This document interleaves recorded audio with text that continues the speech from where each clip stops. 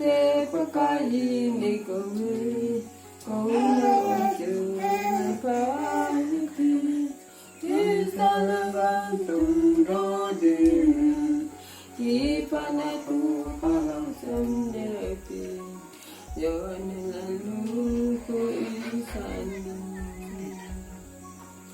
ngawin kita nanti kasih Hawak kamu melamati Kita sepanjang jalan Kita nak palang sendiri Jangan lalu ku insan Kay kaume kapakan isali Ngay tigate na naman Anisyo